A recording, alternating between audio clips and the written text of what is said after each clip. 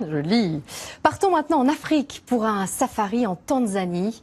Le cratère du Ngorongoro est un lieu magique classé au patrimoine mondial de l'UNESCO où vivent des dizaines de milliers d'animaux sauvages. Jérôme Garot, Marie de Marc et Marine Zambrano nous emmènent au cœur du volcan.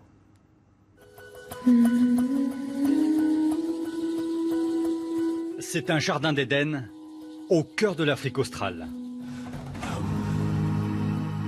Le cratère du Ngorongoro. Refuge naturel pour des dizaines de milliers d'animaux sauvages. Un voyage étonnant dans lequel se sont lancés ces Français de région parisienne.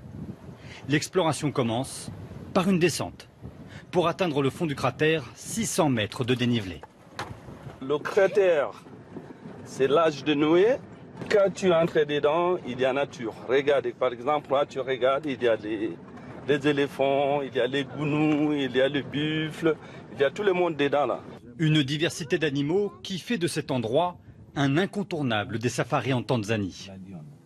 On a dit que les hyènes c'est quoi? C'est les charognards, c'est ça? Oui.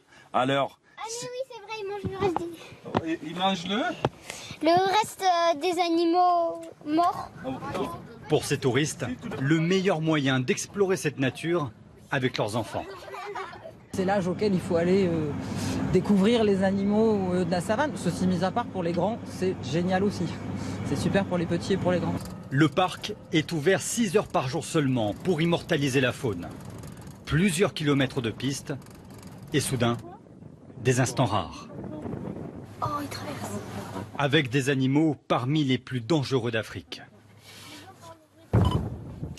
Des familles d'hippopotames rassemblées pour se protéger de la chaleur. Ils ont même pas les yeux ouverts. Et après, il y a ces... Quatre. Le safari se poursuit dans cet amphithéâtre naturel. Le Ngorongoro. Il y a 2 millions d'années, c'était un volcan géant. Mais il s'est effondré, formant ce cratère de 22 km de diamètre. Entre ses parois escarpées, une herbe abondante. Pendant près de 150 ans, ce fut un lieu de pâturage pour les bergers de la région. Loin des visiteurs, de très célèbres guerriers, le peuple Maasai.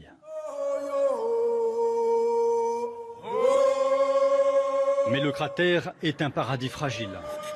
Pour le protéger des activités humaines, les autorités locales ont interdit l'entrée aux troupeaux d'élevage.